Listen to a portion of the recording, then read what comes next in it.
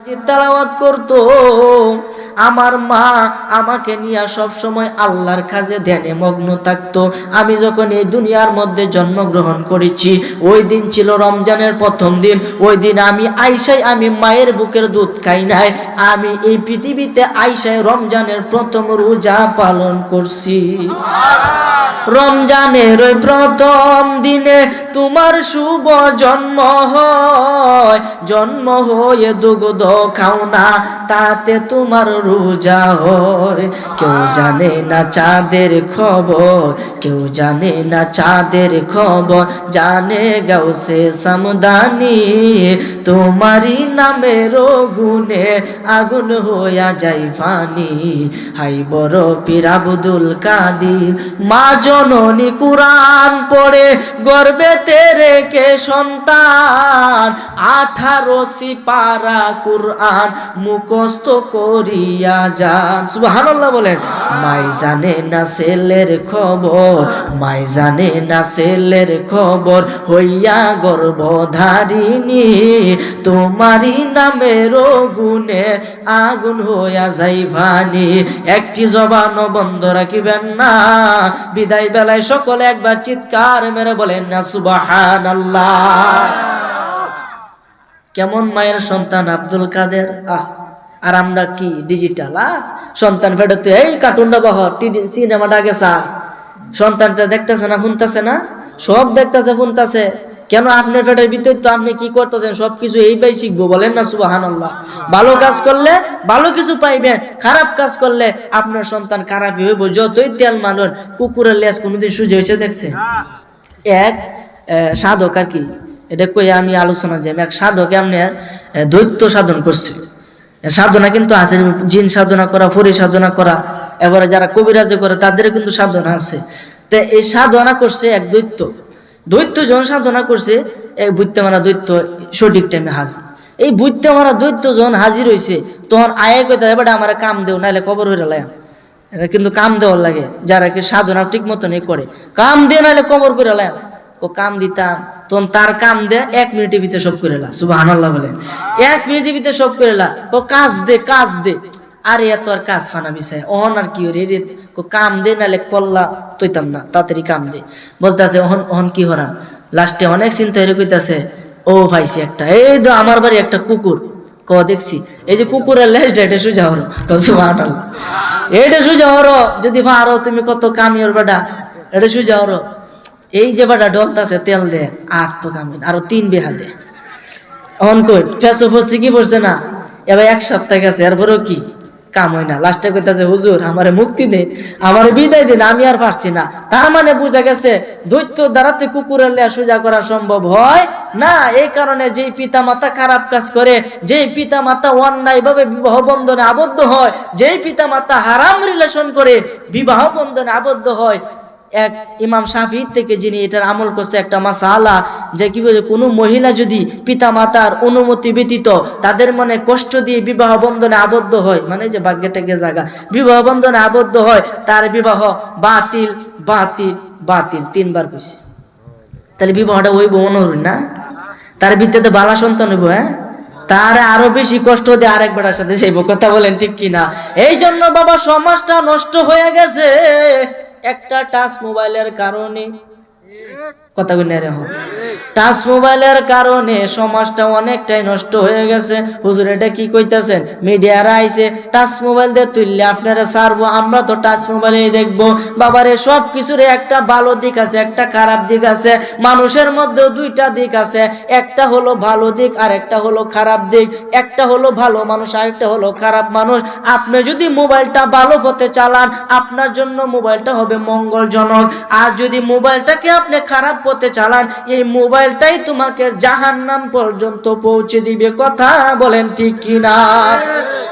এই জন্য আমার ভাইরা বাবারা বন্ধুরা, ওই আব্দুল কাদের জিলানী কেমন মায়ের সন্তান রে দেখেন।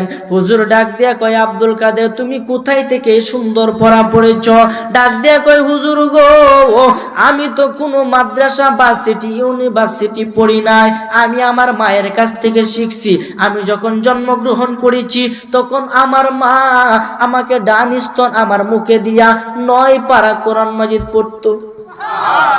বাম স্তন মুখে দিয়া 9 পারা কোরআন শরীফ পড়তো। 9 দোকানে কত হইল? 18 হইল। আমার মা আমাকে প্রতিদিন কোরআন মাজিদ তেলাওয়াত করে আমাকে ঘুম পাড়াইতো। সুবহানাল্লাহ বলেন। আমি শুনতে শুনতে 18 পারা কোরআন শরীফের হাফেজ হইয়া গেছি। আল্লাহু আকবার বলেন। আরো জোরে বলি ইয়া রাসূলুল্লাহ, উচ্চ আওয়াজে বলি ইয়া ওলি আল্লাহ। আমরা দেশের মারা কেমনে ঘুম পাড়া? ঘুম পাড়ানির মাসি পিসি মাসির বাড়ি এসো, খাট নাই ফিরি নাই, চোখ পেতে বসো। আচ্ছা, এটা কোনো কথা হইল? হ্যাঁ, এটা কোনো কথা? এটা তো মিস কথা। আপনি প্রথমে শিয়া তুলতে শুনতে বড় হইলে এটা কি হইব? কথা বলেন ঠিক কিনা? এই জন্য মিথ্যা কথা বলা যাবে না। ছোট বাচ্চাকে আপনি আল্লাহর কথা বলবেন, কোরআনের কথা বলবেন, সে আস্তে আস্তে দেখবেন। আচ্ছা, বাবা কি শব্দটা প্রথম সে বলতে পারে? আস্তে আস্তে আপনি যখন বাবা ডাকেন তখন সে বাবা ডাকে। কথা বলেন ঠিক কিনা? আপনি ডাকার পরে ডাকে। এই জন্য বাবা ছোট বাচ্চাকে আপনি যাই শিখাইবেন সে তুতা পাখির মতো তাই শিখবে। কথা বলেন ঠিক কিনা? এই জন্য আমার ভাইরা, বাবারা, বন্ধুরা, ওই আব্দুল কাদের জিলানী কেমন ওলি, ওনার জিন্দেগি যদি, ওনার জীবনে যদি আমি বলতে চাই, আমার সাধ্যে কোলাবে না। কথা বলেন ঠিক কিনা? কথা কোন রে? আমার সাধ্য কোলাইতো না। এই জন্য আমার ভাইরা, বাবারা, বন্ধুরা, ওই আব্দুল কাদের জিলানির যুগে উনি যখন একটু বড় হইল, তার কথা চতুর্দিকে যখন ছড়িয়ে গেল, ওই সময় দুইজন ব্যক্তি ঝগড়া লাগছে। খারাপ লাগতেছে আপনাদের? খারাপ লাগলে কই ভাই। ওই সময় দুই ব্যক্তি ঝগড়া লাগছে। এক হলো খ্রিস্টান আর এক হলো মুসলমান। এক খ্রিস্টান আর এক মুসলমান, দুই ব্যক্তি ঝগড়া লাগছে। ঝগড়া লাগার পরে ঝগড়ার বিষয় হয়েছে নবী লইয়া। এই খ্রিস্টান ব্যক্তি কইতেছে আমরা নবী ঈসা আলাইহিস সালাম, উনি বলতো কুম্বি ইজনিল্লাহ, একটা মরা বেড়া উঠতে কারিত। সুবহানাল্লাহ, এত ক্ষমতা আল্লাহ তারে দিছে। তখন মুসলমান ব্যক্তি কইতাছে আমরা নবী, তোমরা নবী তো বড়। তখন কইতাছে হ্যাঁ, এটা আমি মানবাম। তোমরা নবী যদি এতই বড় হইতো তে মাটির নিচে কেড়ে উফরে থাকতো, আমরা নবী তো উফরে গেছে গা। ও গেছে তো আমরা নবীর উম্মত হইয়া লাস্টে আইব। সুবহানাল্লাহ বলে। এই কথা শুনে বেটা টাইট হয়েছে, সর্বনাশটা হয়েছে। কি কয়? আচ্ছা, আমরা নবী কইতো কুম্বি ইজনিল্লাহ, এটা কইতে মরা মানুষ উঠতে খার হয়ে পড়তো, জেতা হয়ে পড়তো। তোমরা নবী কি পারতো? সুবহানাল্লাহ। আচ্ছা, আমরা নবী কি পারতো না? যাবেরে দুই চারা যে ঘুরে তৈছি, নবীজি কইছে আয়া বড় আইসেনি। আবার কি খাসিটা খাইছে, এই যে বকরিটারে খাইছে, খাইয়া কইছে হাড় গুড়া একত্রিত করো। হাড় গুড়া একত্রিত কইছে, বড়ি যে উঠে গেছে গা। নবীজি পারে কি পারে না? তখন এই যে নবীজি পারতো, এই কথাটা কিন্তু ওই মুসলমান ব্যক্তি জানা ছিল না। আমি কি সবকিছু জানি এটা কোনো দাবি করুন যাবো? সবকিছু কিন্তু আমিও জানি না। মাদ্রাসার টিচার পর্যন্ত সবকিছু জানে না, তাকে পড়ে আইসা ছাত্রদেরকে পড়াইতে হয়। কথা বলেন ঠিক কিনা? এই জন্য সবকিছু সবার জানা থাকে না। ওই মুসলমান ব্যক্তির জানা ছিল না যে নবীজি কি আসলে মরা মানুষ জিন্দা করতে পারতো কি পারতো না। তখন তো সে আটকায় গেছে। এই মুহূর্তে নবীজি সবকিছুই দেখতেছে। ওই মদিনা থেকে ডাক দিয়া কয় আব্দুল কাদের রে,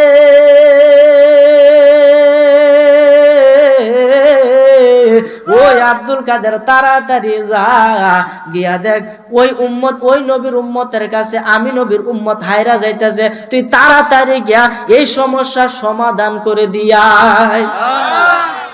মদিনা থেকে ডাক দিছে, বাগদাদের জমিন থেকে শুনছি। কেমন কালেকশন! হ্যাঁ, ওনারাই তো ওলি। কার করতে কি হয় চিন্তা করেন। বাপ মা ভালো হইন তাহলে পুত এমনি ভালো হইব। কথা কোন ঠিক কিনা? নবীজি শিখায় গেছেন এশার নামাজের পরে, এশার নামাজের পরে তুমি দেখবা বিছানার মধ্যে গিয়া তোমার ছেলে তোমার মেয়ে ঘরে আছে কিনা। নবীজি শিক্ষা দিছে আগে তুমি ঘুমায় থাকো, তোমার ছেলে ওইদিকে বন্ধু বান্ধবের সাথে আড্ডা দিয়ে 2 আঙ্গুলের ব্যবসা করে। করে কি করে না?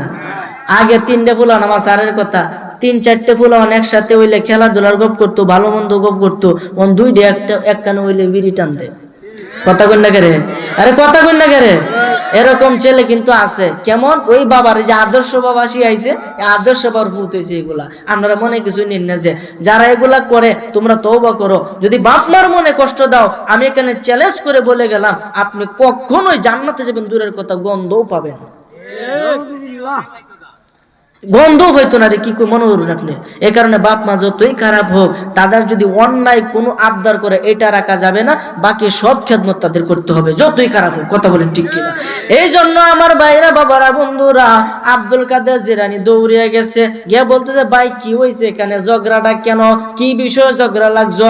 মুসলমান ব্যক্তি ডাক দিয়ে কই হুজুর আপনি আইছেন খুব ভালো হয়েছে। ওই ব্যক্তি বলতেছে হেরান নবী কুম্বি ইজনিল্লাহ কইয়া মরা মানুষ জিন্দা করতো।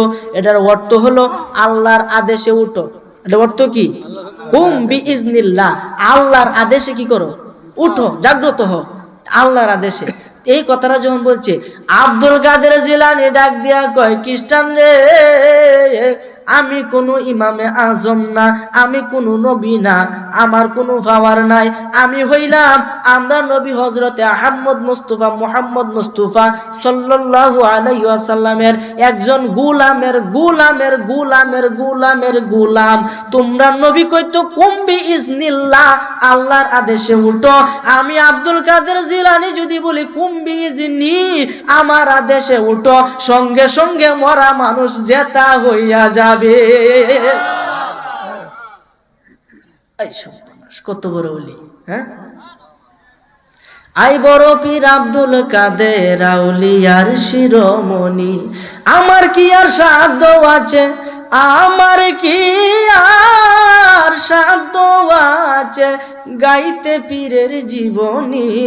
আই বড় পীর আব্দুল কাদের আউলিয়ার শিরোমণি, আই বড় পীর আব্দুল কাদের আউলিয়ার শিরোমণি। জিলান দেশে জন্ম তোমার আউলিয়ার সরদার, তোমার সাথে এই জগতে তুলনা কার, দয়াল তুলনা কার। তোমার কাছে ধনের পাহাড়, তোমার কাছে ধনের পাহাড়, তোমার কাছে ধনের পাহাড়, তুমি মারফতের খনি। আই বড় পীর আব্দুল কাদের আউলিয়ার শিরোমণি, আই বড় পীর আব্দুল কাদের আউলিয়ার শিরোমণি। শিশুকালে মাদ্রাসাতে কেরামতি দেখিয়া আলেমগণে বায়াত হইল তোমার হাত ধরিয়া। সুবহানাল্লাহ। মায়ের পেটে তাইকা পীরে, মায়ের পেটে তাইকা পীরে শোনাই তাওহীদের বাণী। আই বড় পীর আব্দুল কাদের আউলিয়ার শিরোমণি, আই বড় পীর আব্দুল কাদের আউলিয়ার শিরোমণি। ওই বুরহানের ওই ছেলের মাংস একত্রিত করিয়া জীবিত করিয়াছিলেন চোখের ইশারা দিয়া, চোখের ইশারা দিয়া। বলেন না সুবহানাল্লাহ। মরা মানুষ জিন্দা হইল, মরা মানুষ জিন্দা হইল তোমার মধুর ডাক শুনি। আই বড় পীর আব্দুল কাদের আউলিয়ার শিরোমণি, আই বড় পীর আব্দুল কাদের আউলিয়ার শিরোমণি। বলেন না সুবহানাল্লাহ। উনি কেমন জাতের ওলি ছিলেন রে বাবা? বলতেছে আমি আব্দুল কাদের জিলানী যদি বলি কুম্বি ইজনি, আমার আদেশে উঠো, সঙ্গে সঙ্গে মরা মানুষ জিন্দা হইয়া যাবে। ওই খ্রিস্টান ব্যক্তি ডাক দেয় কই হুজুর কথাটা আমি মানলাম না, কথাটা আমি এটা কি করেন, কোনো কথা হইলো? আপনার আদেশে উঠবো একটা, আমার আপনি কি আর ক্ষমতা রয়েছে, একটা প্রমাণ দিন। প্রমাণ চাও, তাইও যায়। এই খ্রিস্টান ব্যক্তি লয়ে গেছে 1400 বছরের পুরনো একটা কয়বর, কয়বরটা হয়েছে 13 হাত লম্বা, 13 হাত লম্বা কয়বর। তাহলে কোন যুগের চিন্তা করছে? এই অনেক পুরানো যুগের একটা লাশ। এই লাশটারে যদি পারুন এনে একটা কব গে দেয়া সমান হয়ে রয়েছে, কেন কোন কয়বর আছে রে? হুজুর এনে একটা কয়বর আছে। তুমি কেমনে জানো? আমার দাদার পর দাদা আমার বাপের তো কয়ে গেছি, আমার বাপে আমার তে কইছি, এ কারণে বলছি এখানে একটা কবর আছে। আপনি যদি বেডার বেডা হন এটা তুলে দেখান। বলেন না সুবহানাল্লাহ। কবরটার মধ্যে ডান হাতটা রাখলো, সুবহানাল্লাহ বলেন। কবরটার মধ্যে ডান হাতটা রাখলো, রাইকা বলতেছে কুম্বি ইজনি, ওই মৃত ব্যক্তি রে, আমি আব্দুল কাদের তোকে আদেশ করলাম তুই উঠতে কারইয়া পড়। সঙ্গে সঙ্গে 13 হাত লম্বা লোক কবর উঠে উঠতে কারইছে। এই বেড়া দেখিয়া ধরাই সভ্য নষ্ট করছে, আমি কার সাথে বেয়াদবি? হুজুর আমার এখনই কালমা পরে মুসলমান বানান। কন্যা সুবহান। তখন ওই ব্যক্তি মুসলমান হয়েছে। তখন আব্দুল কাদের জিলানী একটা ফেসো করছে। কি ফেসো? তাকায় দেখে যে লোকটারে কবর থেকে তুলছে, এই লোকটার মাথা থেকে লইয়া নাভি পর্যন্ত জান্নাতি পোশাক দ্বারা আবৃত, এবং নাভি থেকে পায়ের গন্ডার নিচ, হাঁটুর নিচ পর্যন্ত, গন্ডার উপরে পর্যন্ত জাহান্নামের আগুনে জ্বলতে জ্বলতে জ্বলতে জ্বলতে সারকার হয়ে গেছে। নাউজুবিল্লাহ। এক ব্যক্তির দুই রকম অবস্থা, এখন কি হবে রে বাবা? এক ব্যক্তির দুই রকম অবস্থা। আব্দুল কাদের জিলানীর পায়ের মধ্যে লোকটা ভরে গেছে, হুজুর গো, আল্লাহ হয়তো আমার প্রতি দয়া করছে, মেহেরবানি করিয়া আমারে আরে কয়বরে ভিতরে ঢুকাইয়েন না।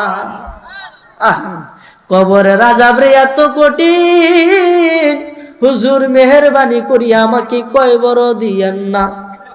এ কবরে যাওয়ার লোক কি না, কোনটা কোন? চিন্তা করে দেখো না কবরে কি যাইবা না, চিন্তা করে দেখো না কবরে কি যাইবা না। যেই কবরে ঈমান ছাড়া সঙ্গে কিছু যাইবে না, যেই কবরে আমল ছাড়া সঙ্গে কিছু যাইবে না, চিন্তা করে দেখো না কবরে কি যাইবা না, চিন্তা করে কবরে কি। এই দুনিয়ার সবই পর, কবর তোমার আসল ঘর, কেমনে সে থাই তাকিবি পরে শুধুই মাটির বিছানা। ওরে কেমনে সে থাই রইবি পরে শুধুই মাটির বিছানা, চিন্তা করে দেখো না কবরে কি যাইবা না, চিন্তা করে দেখো না। আজান কানে শুনিয়া কেমনে তাকো ঘুমায়া, কবরের আযাবের কথা একটু স্মরণ করো না। ওরে কবরের আযাবের কথা একটু স্মরণ করো না, চিন্তা করে দেখো না কবরে কি যাইবা না, চিন্তা করে কবরে কি যেতে হবে কি হবে না। এমন একজন লোক হাত তুলে দিয়ে আনছে, হুজুর আমি যাইতাম না। এই যে একজন তুলছে, এলা যাইতো না, বুঝছে না নতুন। তাক যাই হোক, এই আচ্ছা আপনি যদি না যেতেন চান, আমরা কি যাওয়ার লাগতো না?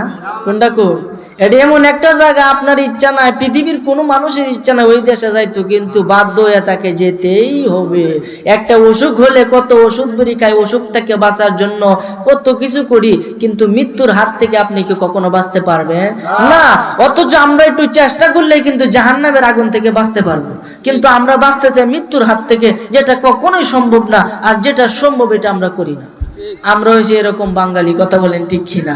এই জন্য বাবা দুনিয়ার প্রেমে পড়বেন না, কোনো মেয়ের প্রেমে পড়বেন না, কোনো গাড়ির প্রেমে পড়বেন না, বাড়ির প্রেমে, টাকার প্রেমে পড়বেন না। আল্লাহ এবং রাসূলের জন্য আপনার জীবনটাকে উৎসর্গ করে দেন, দেখবেন সমস্ত পৃথিবী আপনার পায়ের নিচে আইসা যাবে। এই জন্য আমার ভাইরা, বাবারা, বন্ধুরা, ওই সময় আব্দুল কাদের জিলানী ডাক দিয়া কই, বাবা তোমার এই অবস্থা কেন? তোমার অর্ধেকটা হলো জান্নাত, অর্ধেকটা জাহান্নাম, এটার ব্যাখ্যা দেও। বলেন না সুবহানাল্লাহ। ওই ব্যক্তি চোখের পানি চাইরা ডাক দিয়া কই, হুজুর গো, দুঃখের কথা আমি কি কইয়াম, আমি দুনিয়ার মধ্যে যখন ছিলাম আমি আমার মায়ের বড় খেদমত করতাম। সুবহানাল্লাহ। আমি আমার মায়ের বড় খেদমত করতাম। তাইলে তোমার এই অবস্থা কেন হইল? তাইলে আপনি দুঃখের কথাটা শুনেন। আমার বাবা ছোট থাকতেই আমাকে রেখে মারা গেছিল। আমার মা আমাকে অনেক কষ্ট করে লালন পালন করছে, অনেক কষ্ট করে লালন পালন করছে। কষ্ট করে লালন পালন করার পরে আমি বড় হইলাম, চাকরি হইল, আমার মা আমাকে বিয়ে করাইলো। নতুন বউ ঘরের ভিতরে তো আমি যাই অফিসে চাকরি করার জন্য। যখন আমি যাই কাজ করার জন্য, বাড়িতে আমার মা এবং আমার স্ত্রী দুইজন, আর কেউ নাই, আমার ভাই বোন কেউ নাই, শুধুমাত্র এক বেটার এক পুত ছিলাম আমি। এই জন্য হুজুর, যখন আমি অফিস থেকে একদিন বাড়িতে আসতেছি, দিনগুলা ভালো যাইতেছে, হঠাৎ করে একদিন আমার স্ত্রী আমার কানের মধ্যে মার নামে বিষ ডাললো। বেডি আছে না নাই? বাংলাদেশে তো বিষ হয় শতকরা 100-র মধ্যে 90টা ভাই বাপ আছে না নাই?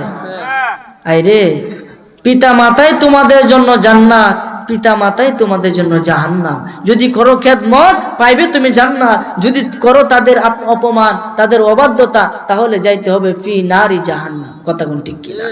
এই জন্য ওই লোকটা যখন বলতাছে হুজুর আমার তো এই অবস্থাটার কারণ, একদিন আমার বিবি আমার কানের মধ্যে মন্ত্র দিছে যে তুমি যখন বাড়িতে থাকো না ওই সময় তোমার মা আমার প্রতি অত্যাচার করে, আমাকে ভালোভাবে খেতে দেয় না, আমাকে সব কাজ আমাকে দিয়া করায়, তুমি তোমার মায়ের একটু বিচার করো। নাউজুবিল্লাহ বলে ফুতের কাছে বিচার দিতেছে, মার বিচার করতো। কতটুকু চিন্তা করেন নিচা নামনে মানুষ এই কাজগুলা করে। তখন গেছে রাগের মাথা হুজুর, আমি ডানে বামে তাকাইলাম না, দৌড়িয়া গেলাম, রাগটাকে সামলাইতে পারলাম না, আমার এই পাটা দিয়ে আমি আমার মায়ের বুকের মধ্যে একটা লাথি মারলাম।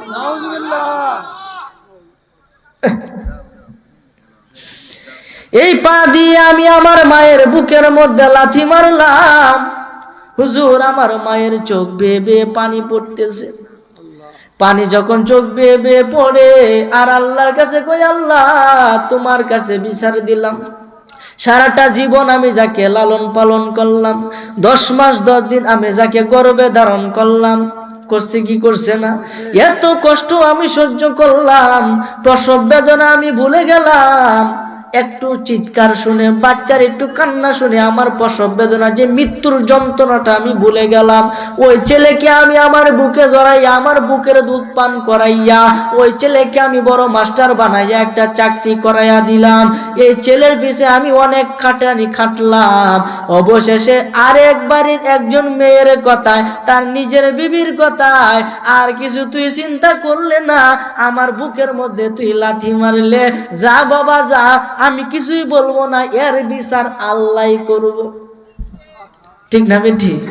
এই জন্য পিতা মাতাকে কষ্ট দাও, মুখ ফুটে কিছু বলতে হবে না, অন্তরের ভিতর যে কষ্টগুলা জমা আছে এই কষ্টগুলা দেখলে আল্লাহর আরো সত্যি কাঁপে। নাউজুবিল্লাহ বলেন। এই জন্য পিতা মাতার মনে কষ্ট দেওয়া যাবে না। 10 মাস 10 দিন মায়ে গর্ভে দিছে ঠাই, রক্ত মাংস খাইয়া মায়ের ভবে আইলাম ভাই, ভূমিষ্ঠ হইয়া আমি উঠিলাম কান্দিয়া, শান্ত করিল মায়ের বুকের দুধ দিয়া। আরে মায়ের প্রসবের কালে